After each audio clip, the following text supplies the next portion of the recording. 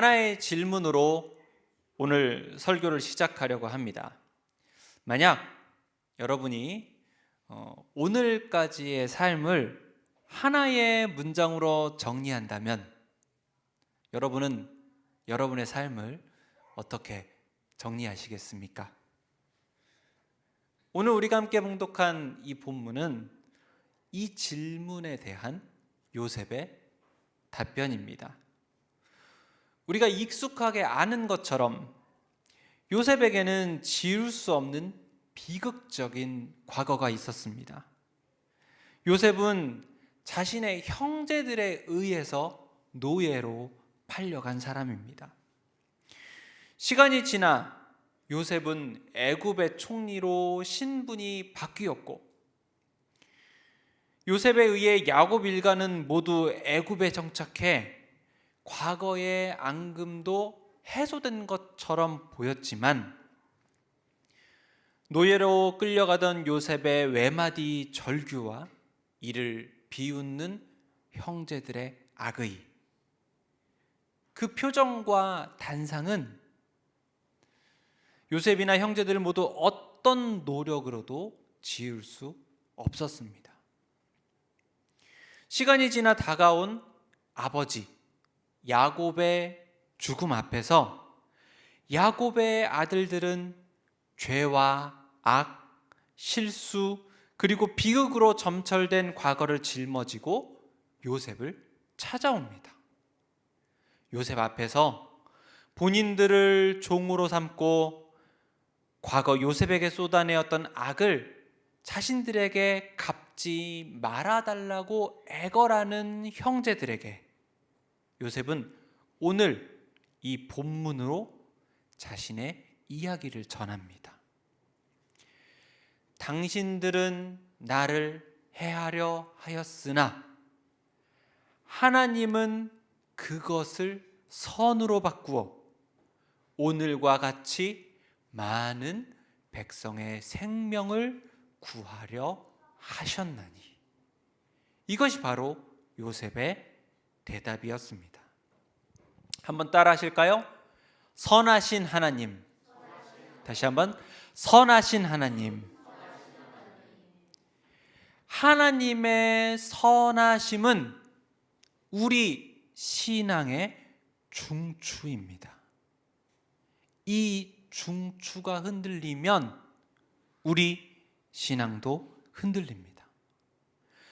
그런데 실제로 너무도 당연한 것 같은 이 신앙의 출발점에서 우리는 수시로 흔들립니다.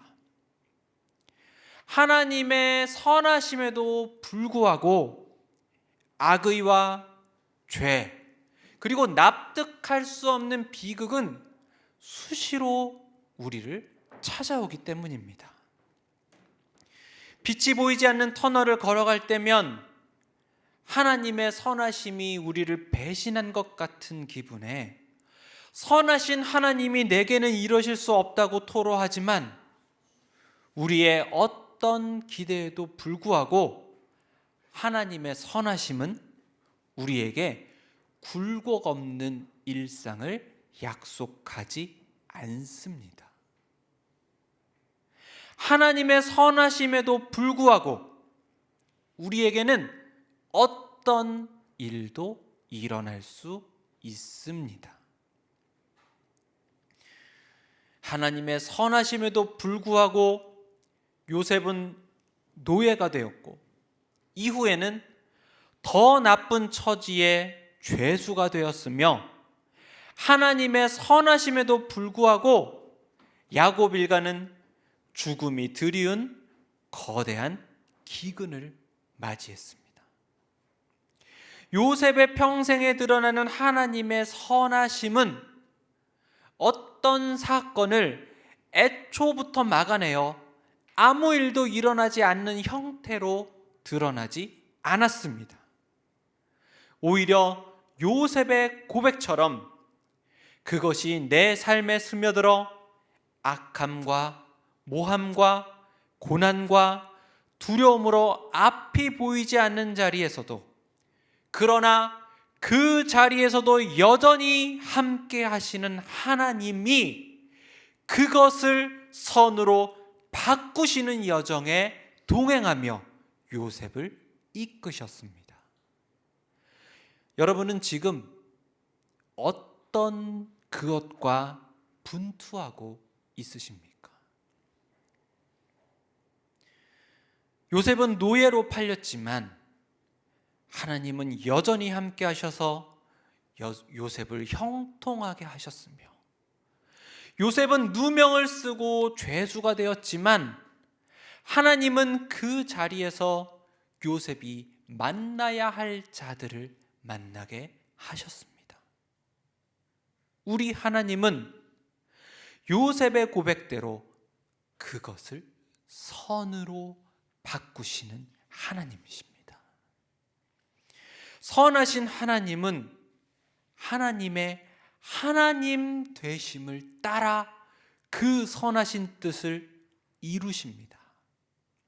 본문에 등장하는 이 선으로라는 이 원어를 직역하면 토부가 변형된 레토바인데, 이거를 그냥 직역해서 그 의미를 풀어본다면 선함이 어떤 목적지를 향해서 마치 살아있는 것처럼 그 움직임을 갖게 되었다는 아주 활력 있는 의미입니다. 내버려 두면 악함이나 재앙이나 어려움을 따라서 원래의 힘이 작용한 방향대로 갈 그것을 하나님이 내버려 두지 않으시고 의도적으로 하나님이 의도한 방향을 향해서 그 방향을 바꾸어 버리셨다는 의미인 것입니다. 형제들의 악의를 따른다면 요셉은 죽을 수밖에 없었으나 죽지 않았으며, 몇 년으로 이어지는 거대한 기근은 수많은 사람들을 마땅히 죽음으로 이끌었어야 하나, 하나님은 하나님의 독특한 일하심을 통해 죽을 수밖에 없는 이들을 죽음에서 건지셨습니다. 하나님의 선하심은 추상적인 의미가 아니라 생명을 보전하는 것, 말 그대로 생명과 다 있습니다. 그렇기에 선하신 하나님에 대한 믿음은 그러나 결국은 죽음에 이를 수밖에 없는 우리 모두가 죽음이 아닌 부활의 생명으로 이어짐으로 완성되는 것을 믿으시기를 바랍니다. 그것은 우리 하나님이 선하신 하나님이시기 때문입니다. 오늘 선하신 하나님의 뜻을 향하여 동일하게 일하고 계십니다. 그것은 선으로 바꾸는 하나님의 일하심은 지난 시간 이미 진행되고 있었으며 새로움을 향한 지금 이 자리에서도 여전히 이루어지고 있습니다. 오늘 그것을 선으로 바꾸시는 선하신 하나님을 향한 우리의 시선이 온전히 그분께 고정되는 축복이 먼저 있을 줄 믿습니다. 새해가 되면 성경 통독을 꿈꾸며 처음부터 성경을 읽는 분들이 많이 계십니다. 성경 통독은 실패해도 그래도 창세기까지는 많은 분들이 성공을 하시는데, 그런 의미에서 혹시 창세기가 몇 장까지 있는지 아시는지요? 성경 통독을 잘 안 하시는군요. 오늘 우리가 함께 봉독한 이 말씀이 창세기의 마지막 장입니다. 창세기 어디까지 있다고요? 맞습니다. 창세기는 50장까지 있습니다. 이 50장에 이르는 창세기를 특성을 따라서 두 개로 나누면 아담의 자손들의 이야기와 아브라함의 자손들의 이야기로 나눌 수 있습니다. 아담의 자손들의 이야기를 원역사, 역사라고 하고, 아브라함의 자손들의 이야기를 이스라엘의 역사라고 합니다. 그 의미는 들으신 대로입니다. 그리고 이 원 역사와 이스라엘의 역사가 나누어지는 장이 창세기 12장입니다. 창세기 12장 1절은 교회에 오래 다니셨다면 반드시 들어봤을 그 본문으로 시작합니다. 그 본문은 다음과 같습니다. 너는 너의 고향과 친척과 아버지의 집을 떠나 내가 네게 보여줄 땅으로 가라. 내가 너로 큰 민족을 이루고 네게 복을 주어 너를 창대하게 할지니 너는 복이 될지라. 이 본문이 창세기 12장 1절 말씀입니다. 이 12장 1절 말씀을 시작으로 해서 아브라함의 자손들의 역사가 시작되는 것입니다. 다시 말해서 이후에 등장하는 모든 이야기는 방금 제가 봉독해드린 이 말씀 안으로 전부 들어가게 되는 것입니다. 이스라엘의 시작이 바로 이 말씀 안에 있습니다.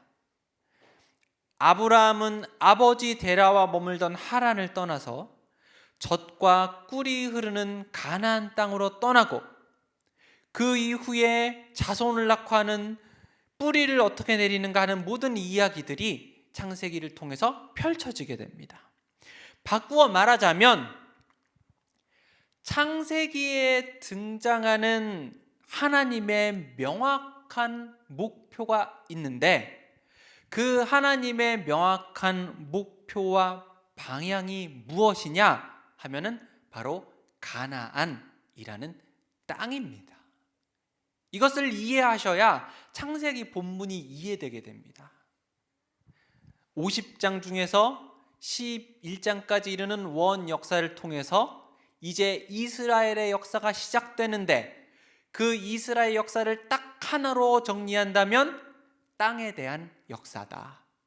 땅으로 인도하시며 그 땅에 살아갈 사람들이 뿌리 내리는 역사다라는 것을 이해하셔야 오늘 본문이 무엇을 말하는지를 정확하게 아실 수 있게 되는 것입니다. 새로운 출발을 앞둔 이들이 12장 1절 말씀에서 큰 영감을 얻고 떠납니다. 그런데 여기서 조금 당황스러운 사실은 무엇이냐 하면, 너는 내가 네게 보여줄 땅으로 가라 라고 12장 1절에서 하나님이 말씀하시고, 실제로 이 말씀을 묵상한 이들이 새로운 사업이나 새로운 출발을 앞두며 그래 나도 떠나야겠다 하면서 이 말씀을 적용하는 경우도 많이 있습니다. 당황스러운 사실은 뭐냐 하면, 1절에서 떠난 아브라함이 언제 가나안에 도착하냐 하면은 5절에 벌써 도착을 합니다. 언뜻 생각하기에는 어떤 많은 시간을 거쳐서 가나안에 도착해서 하나님의 말씀이 성취되는 어떤 일들이 일어나야 할 것 같은데, 실제로 말씀을 보면 12장 1절에서 하나님이 가라고 하시고 아브라함이 가서 5절이면 가나안 땅에 도착을 합니다. 근데 여기서 주목할 것은 무엇이냐 하면, 아브라함은 정말 도착만 합니다. 아브라함은 이후 가나안 땅을 떠나기도 하고 돌아오기도 하지만, 아브라함이 죽을 때까지 아브라함은 이 가나안 땅의 어느 곳도 소유하지 못합니다. 우리가 앞에 있는 말씀을 듣고 어설프게 알기로는, 그래 하나님이 가나안 땅으로 가라 했으니까 아브라함이 가나안 땅의 주인이 됐겠지라고 생각하기 쉬우나, 실제로 말씀을 읽어보면 아브라함은 하나님의 말씀을 듣고 가나안 땅으로 떠났지만 아브라함이 죽을 때까지 가나안 땅을 소유하지 못합니다. 유일하게 아브라함이 소유하게 된 땅이 딱 하나 있습니다. 그 땅이 어떤 땅이냐면, 자신의 아내 사라를 매장하기 위해서 은 400세겔을 주고 돈을 주고 산 땅이 이 은 400세겔짜리 땅이 막벨라굴이라고 하는데요, 유일하게 아브라함이 소유한 땅입니다. 야곱 이야기를 해볼까요? 야곱은 아예 가뭄을 피해서 야곱 일가 전부가 하나님이 언약으로 주신 그 땅을 떠나서 아예 애굽에 상주하는 것으로 창세기가 끝납니다. 요셉은 어떨까요? 창세기 후반부는 완전히 요셉의 이야기입니다. 그런데 요셉의 이야기는 어디에서 펼쳐집니까? 가나안 땅에서 펼쳐지지 않습니다. 요셉의 이야기는 애굽에서 펼쳐집니다. 요셉은 아예 언약의 땅 밖으로 팔려가서 애굽에서 살다 생을 마치게 됩니다.